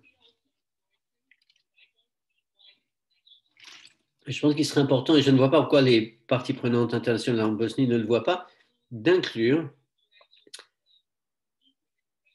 enfin, de mettre en œuvre cette réhabilitation, ce programme de réhabilitation et de d'éradication avec différents groupes. C'est vrai qu'on a des criminels de guerre en prison, mais personne n'a jamais tenté de les réhabiliter ou de les réintégrer. Une fois qu'ils sortiront de prison, ils reviendront en héros auprès de leurs communautés respectives et œuvreront pour la radicalisation. Donc, il ne faut pas oublier qu'il y a des radicalisations à prendre en compte en dehors de la réalisation islamique. Si j'oublie quelque chose, reposez-moi une question. Merci, c'est très bien. Alors, merci beaucoup, Elina. Jean-Arnaud, peut-être à votre tour sur les questions que les auditeurs ont bien voulu poser à propos des migrants, donc c'est-à-dire une espèce de sociologie des migrants en quelque sorte, sur leur avenir immédiat, y compris en Bosnie-Herzégovine le cas échéant, et la question qui nous a été posée du lien éventuel sur leur arrivée et la question d'un développement possible de l'islamisme radical vis-à-vis de ces populations. Micro, Jean-Arnaud. Ah, sorry. Voilà, excusez-moi. Donc, sur la question de l'origine des exilés qui traversent les Balkans, bon, on trouve principalement les grands pays sont effectivement le Proche-Orient, l'Afghanistan, le Pakistan, la Syrie, et puis ensuite le bloc du Maghreb, un petit peu l'Afrique noire, beaucoup moins, mais également aussi des pays un peu plus lointains comme l'Inde, le Bangladesh.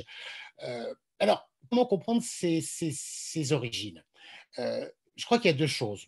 Il y a des vieilles routes. Quand on vient d'Afghanistan, je dirais, c'est assez logique, c'est assez naturel de se retrouver dans les Balkans. Il y a une sorte de cohérence géographique. Après, il y a l'importance qu'il ne faut jamais oublier des réseaux de passeurs, des réseaux criminels qui orientent très largement ces flux. Et je redis ce que j'ai dit, ces réseaux criminels se développent et se développeront d'autant plus que les frontières seront davantage fermées. Les frontières fermées, ça fait les affaires de ces réseaux criminels. Et quand on parle de réseaux criminels, il ne faut jamais oublier l'importance extrême des phénomènes migratoires. Pour parler en termes marxistes, l'immigration, c'est très souvent le stade d'accumulation primitive du capital mafieux, parce que ce n'est pas très compliqué, parce que ça ne suppose pas une très grosse prise de risque. C'est beaucoup plus simple et moins dangereux de faire passer des êtres humains que de la drogue. Vous risquez beaucoup moins, même si vos êtres humains se noient et meurent, peu importe, vous risquez, vous, en tant que criminel, beaucoup moins qu'à faire passer infiniment. Il faut savoir, pour le coup, pour que ça marche, il suffit d'avoir de bonnes connexions de corruption dans les polices auxquelles vous êtes confrontés. Ça, tous ces réseaux-là ont bien sûr ce type de connexion, naturellement.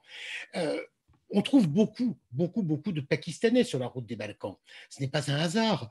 Les connexions criminelles entre les réseaux criminels des Balkans et des réseaux criminels pakistanais sont très anciennes, ont commencé bien avant la question de l'immigration, notamment sur les routes de la drogue. Toutes ces routes se croisent, se retrouvent, ce sont les mêmes réseaux souvent que l'on trouve en action. Donc il y a à la fois une logique géographique, mais il y a surtout une logique des réseaux criminels qui orientent le sens des flux migratoires. Point lié à cela, quelqu'un demandait est-ce que ces gens viennent de pays en guerre ou pas de pays en guerre. La question, elle est à la fois très importante, elle est très importante parce que bien évidemment, ça va déterminer beaucoup de choses dans l'octroi de l'asile, du statut de réfugié. En même temps, il ne faut pas fétichiser ce concept. Je vais prendre quelques exemples. Vous avez beaucoup de gens aujourd'hui en exil qui sont kurdes. Ils vont tous se dire kurdes originaires du Rojava, c'est-à-dire du Kurdistan de Syrie. En réalité, bien sûr, beaucoup d'entre eux sont des Kurdes de Turquie, sauf que leur intérêt, c'est de dire qu'ils sont Kurdes de Syrie. Comment vous faites? Parce que même si vous êtes Kurde de Turquie, votre pays n'est pas en guerre officiellement, mais enfin la situation est quand même loin d'être très confortable pour les Kurdes dans l'est de la Turquie. On est donc en réalité, à la fois ce concept pays en guerre, pas pays en guerre est important, mais il ne faut vraiment pas le fétichiser sans compter de nouvelles causes de départ. Je pense au changement climatique. Dans le cas du Bangladesh, par exemple, c'est assez évident que c'est aujourd'hui quelque chose qui pousse massivement les gens à partir, en sachant qu'il n'y a pas de statut de réfugié climatique. On peut utiliser, voir ce concept écrit, mais enfin, en termes de droit international, il n'existe pas encore. Donc, on est sur une zone où il faut être très, très, très prudent. Sur la question des relations à l'islam, quelques petites remarques. Tout d'abord, toutes les communautés religieuses des Balkans, les églises orthodoxes, l'Église catholique, l'islam, font preuve d'un manque sidérant et total de charité, de mansuétude et de solidarité à l'égard des réfugiés. C'est vrai pour toutes les églises orthodoxes. C'est vrai pour l'Église catholique, je pense notamment à l'Église catholique croate qui se montre assez peu à l'écoute des recommandations du pape François. Dans le cas des communautés musulmanes, les mosquées sont fermées. Il y a quelques contre-exemples, je me souviens en Macédoine de mosquées ouvertes en 2015 par exemple. Pour le reste, que ce soit en Serbie, en Bosnie-Herzégovine, au Monténégro, les mosquées sont fermées. La mosquée est un lieu qui doit être ouvert pour toute personne qui a besoin de réconfort, croyant ou pas, d'ailleurs du reste. Mais les mosquées sont fermées, leurs portes sont cadenassées pour empêcher les réfugiés d'y passer la nuit. Dans les camps de réfugiés, camps formels ou informels, dans les squats, il y a extrêmement peu de lieux de prière. C'est quelque chose d'assez surprenant. Dans les grands camps gérés par l'OIM, comme à Beera, à Bihać, là, oui, il y avait des centres de prière, des lieux de prière, des masjids qui avaient été établis, mais d'une manière générale, c'était vrai aussi bien pour les camps en Grèce comme Idoménis, comme pour les squats de Velika Kladuša. Non, il n'y a pas de lieu de prière. Des camps comme Vučjak, il n'y avait pas non plus de lieu de prière à Vučjak, ce camp abject près de Bihać, qui a été démantelé il y a à peu près un an. Alors, qu'est-ce que cela veut dire? Bien évidemment, la grande majorité des exilés que l'on trouve sur la route des Balkans sont de confession ou de tradition musulmane, ça c'est certain. Je dirais que la religion est étonnamment peu présente durant le voyage. Alors, ça ne veut pas dire qu'il n'y ait pas des réseaux islamistes radicaux qui peuvent continuer à utiliser ces routes. Si l'on prend l'année 2015, qui était une année où il y avait encore l'État islamique qui contrôlait encore des territoires de manière importante, dans ces colonnes de réfugiés, il y avait à la fois des gens qui fuyaient l'État islamique, mais aussi des gens de l'État islamique qui utilisaient ce phénomène pour arriver en Europe occidentale, sans compter des gens de l'État islamique qui traquaient les gens fuyant l'État islamique. Ça, c'est normal. Là, pour le coup, on est, si on veut apporter une réponse adéquate à ce type de phénomène, on est sur une logique de police de renseignement pour savoir qui est qui et qui fait quoi et qui se déplace. Ça, c'est du renseignement, c'est pas de la fermeture des frontières. Ça ne va bien évidemment rigoureusement rien régler, puisque des gens qui auraient envie de passer en Europe occidentale pour de mauvaises raisons seront toujours ceux qui auront le plus d'argent, donc le plus de facilité à le faire. Donc c'est vraiment en termes de renseignement qu'on peut apporter des réponses. Toute dernière question, est-ce que ces gens vont rester dans les Balkans? Là, la réponse, elle est double. Bien évidemment, non. Quand les gens des Balkans fuient eux-mêmes massivement les Balkans, quand les Balkans sont plus que jamais une terre d'émigration, une terre de départ, quand tout le monde fuit la Bosnie-Herzégovine, la Serbie ou la Macédoine, pourquoi est-ce que des Syriens, des Pakistanais ou des Bangladeshis auraient envie d'aller s'installer dans ces pays-là? Je vais prendre un exemple qui est assez un petit peu en dehors de notre zone, dans l'est de la Bulgarie, près de la frontière turque, qui est une région qui est totalement vidée de sa population. Là, vous avez énormément de réfugiés qui tentent de passer. La seule immigration que l'on voit dans cette région-là, c'est des retraités britanniques pas très riches qui vont acheter des maisons et qui croisent les exils du Pakistan qui arrivent de Turquie. On est sur des phénomènes migratoires assez étonnants, mais qui sont ceux de notre monde d'aujourd'hui. Dans le cas de la Bosnie-Herzégovine, non, bien évidemment, personne n'a envie de rester, que ce soit à Bihać, à Velika Kladuša ou même à Sarajevo. Par contre, même si personne n'a envie de le faire, il y a des gens qui vont le faire. Il y a des gens qui vont le faire. Il y a des gens qui vont passer un certain nombre de mois ou d'années en Serbie ou au Monténégro ou en Bosnie, qui vont aller réussir à passer en Europe occidentale, qui vont être renvoyés. Je pense à des gamins que j'ai pu croiser, qui ont passé, mettons, un hiver ou deux dans les camps en Serbie, qui ont appris le serbe et que l'on retrouve dans des camps à Bihać et qui plaisantent avec des policiers bosniaques parce qu'ils parlent bien le serbo-croate, des gamins afghans, pakistanais ou autres, et qui vont peut-être se retrouver en Allemagne et qui vont être redéportés d'Allemagne pour se retrouver en Bosnie-Herzégovine. Donc oui, il y a des gens qui vont rester, qui de fait restent dans les Balkans depuis 2016, mais qui sont cantonnés dans une extrême précarité, une extrême misère, qui n'ont pas la possibilité d'obtenir ni un statut légal de résidence, ni donc de travailler légalement. Donc oui, il y aura bien sûr des gens qui vont rester, mais dans cette population archi-marginalisée, condamnée à survivre aux limbes, aux frontières, hors de l'Union européenne, mais également hors de la société normale de Bosnie-Herzégovine. Ce sont les gens, les milliers de personnes qui vivent aujourd'hui déjà, c'est déjà le cas, dans les squats, qui sont souvent d'anciennes usines abandonnées à Bihać, à Velika Kladuša, mais également à Sarajevo ou ailleurs. Ces gens-là vont être certainement toujours plus nombreux, mais ils ne verront pas de régularisation de leur situation. Merci beaucoup Jean-Arnaud pour ce panorama. Alors, on va prendre donc la dernière question sur la Fondation Ball, et puis le temps sera venu pour tous d'aller vaquer à d'autres occupations. Donc, Simon, on compte sur toi pour une réponse courte mais précise sur la question des activités de la Fondation dans la région.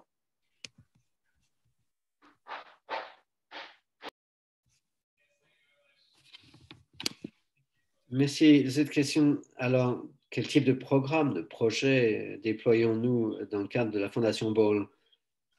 Je ne vais pas vous dresser une liste à la Prévert, mais je vous dirais simplement qu'il y a deux grands courants d'activité. L'un, c'est la société, le travail avec les organisations de la société civile et la sensibilisation à des sujets comme la protection de l'environnement, etc. Et ça peut se faire sous la forme d'un soutien au collège de 27 en Serbie, qui fait pour l'intégration, le chapitre 27 pour l'intégration de la Serbie. Il y a aussi le soutien à des avocats dans le domaine de l'environnement qui veulent se mettre au courant des nouveaux accords contractuels dans le domaine des énergies renouvelables, etc., mais aussi des avocats dans le domaine de l'environnement qui travaillent à défendre des communautés locales dans leur lutte devant les tribunaux pour protéger leurs rivières, par exemple, et pour lutter contre la construction des petites centrales hydroélectriques. Ça, c'est un peu notre activité de base, mais en tant qu'institution allemande et affiliée au Parti vert, notre travail est plus politique et consiste à accompagner, identifier, renforcer les initiatives politiques et les groupes politiques qui veulent rejoindre la famille des partis verts de l'Europe, de l'Union européenne, et qui sont en phase avec les thèmes que nous défendons. Nous travaillons à mettre en place ce réseau avec les partis verts de la région, entre eux et ceux de l'Union européenne. C'est une approche qu'on peut aussi faire avancer ici parce que nous sommes en Europe. Et tous les groupes qui veulent être porteurs d'espoir dans ces pays des Balkans sont bienvenus. Et c'est un peu mon sujet préféré parce que un des moyens de faire du changement, c'est que les gouvernements ressentent la pression populaire pour changer dans les domaines que je citais, mais l'autre chose, c'est de faire force, constituer une force d'opposition alternative qui puisse faire avancer les changements. Donc, nous en sommes encore au début, mais en Croatie, en Monténégro avec Ula, nous avons quelques petites réussites à Sarajevo avec Nasa Slanka et à Belgrade aussi, en Serbie, avec Nenem Bora. Donc, des jeunes activistes, progressistes qui veulent défendre l'agenda vert pour leur pays et qui ne veulent pas retourner à la manière de la politique des années 90 de division, mais veulent aller vers une coopération au niveau régional et sont très imprégnés de l'esprit européen, de ces orientations. Et ce qui est fantastique, c'est que ces personnes très actives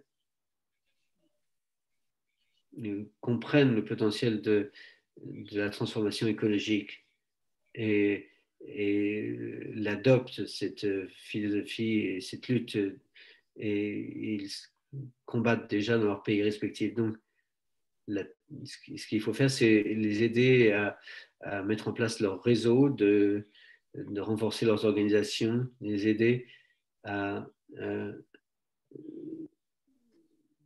leur mission, dans leur cause. Et c'est le cas aussi en Croatie, Sarajevo. Et donc, c'est pour moi très porteur d'espoir, et ça me donne l'espoir que de nouveaux jeunes dans la région qui sinon auraient imaginé quitter leur pays puissent embrasser cette cause et peut-être, qui sait, même ainsi inciter ceux qui avaient quitté le pays à revenir. Merci. Vous m'avez... Je n'ai pas fait une remarque de conclusion, je vous laisse le faire. C'est parfait. Merci beaucoup, Simon, pour cette réponse et pour cette note d'optimisme en ce qui concerne les jeunes et qui rejoint un petit peu ce que Irma Barali a dit tout à l'heure sur voilà, cet esprit qui offre peut-être des perspectives pour l'avenir. Je voudrais, avant de céder la parole à Jean Lodérens pour quelques mots de conclusion en tant que rédacteur en chef du Courrier des Balkans, je voudrais pour ma part d'abord remercier la Fondation Bol dans son ensemble pour nous avoir permis de tenir ces 2 jours de débat. Merci aux interprètes qui ont permis que ces débats se tiennent en français, en anglais et en bosnien, ce qui était pour nous une condition indispensable à ce que la conférence ait lieu. Et je vous signale également la publication en français, en anglais et en bosnien d'une série d'une douzaine d'articles et d'interviews qui sont déjà publiés pour certains et qui continueront d'être publiés et dont les liens Racine figurent dans le chat. Hein. Vous avez actuellement les liens vers ces articles dont certains ont été écrits ou sont des interviews de gens qui sont intervenus hier et aujourd'hui. Donc vous pouvez les retrouver et les diffuser, bien entendu. Je crois que c'est tout dans l'immédiat, donc je vais céder à nouveau la parole à Jean Arnaud pour quelques mots de conclusion et non sans avoir bien entendu remercié les panélistes. Donc merci 1000 fois Geneta, merci 1000 fois Edina d'avoir été avec nous, c'était un grand plaisir et je cède la parole à Jean Arnaud. Merci Loïc, mais je crois que tu as tout dit, tu as dit l'essentiel. Il y a juste une chose que tu as oubliée, mais c'est normal. Je voudrais quand même remercier Loïc Trégourès et Aline Cateux qui ont assuré la coordination scientifique, la préparation de ce colloque. Donc c'est un petit peu grâce à eux que nous avons pu réunir tous ces panels extrêmement riches. Je ne vais pas tirer de conclusion générale parce que je crois que nous avons tous en tête toutes les interventions extrêmement riche de ces 2 journées. C'est là, bien sûr, l'essentiel. Encore une fois, un immense merci à la Fondation Böll. C'est la seconde fois que nous organisons un colloque avec le bureau de Paris de la Fondation Henrik Böll. Il y a 18 mois, c'était sur les perspectives européennes des Balkans occidentaux. Cette année, donc, sur la Bosnie, au prétexte des 25 ans des accords de paix de Dayton. J'espère bien que nous aurons d'autres occasions de travailler ensemble, parce que c'est toujours un grand plaisir de travailler avec la Fondation Henrik Böll, notamment, je pense, bien sûr, à toutes ces mobilisations essentielles autour de la défense des biens communs que sont l'eau, l'air, les rivières dans les Balkans, qui sont des sujets, pour le coup, que le Courrier des Balkans, de toute manière, traite dans sa production quotidienne de médias d'information sur les Balkans. J'ajouterai donc, et ça sera vraiment mon tout dernier mot, le Courrier des Balkans, c'est des rencontres comme celle de ces 2 jours, c'est des articles un petit peu spéciaux comme cette série qu'évoquait Loïc, mais c'est surtout tous les jours, toutes les informations politiques, économiques, sociales, culturelles de tous les pays des Balkans, de la Slovénie jusqu'à la Turquie. On a une conception large et inclusive de l'Europe du Sud-Est et des Balkans. C'est aussi en langue française une voie ouverte à toutes les expériences de résistance, d'innovation des sociétés civiles des Balkans. Donc, de ce point de vue-là, lisez le Courrier des Balkans et abonnez-vous. Le Courrier des Balkans vit avant tout de ses abonnements. Voilà, encore une fois, merci à tous et vidimo se svi uskoro. Hvala najlepše. Et alors, si je peux me permettre d'ajouter un dernier mot, merci bien entendu aux spectateurs qui sont restés, qui sont là depuis hier, qui sont très nombreux, puisque nous avons entre 150, 130, 150, parfois 200 personnes qui nous suivent, qui posent des questions. Donc, nous sommes ravis de l'intérêt que ces 2 jours ont suscité, à la fois en français, en anglais Et en bosnien, beaucoup de personnes de Bosnie nous ont suivis, donc nous en sommes ravis, puisque c'était évidemment l'objectif de ne pas parler de la Bosnie, mais de parler avec la Bosnie. Voilà. Merci mille fois encore à tout le monde.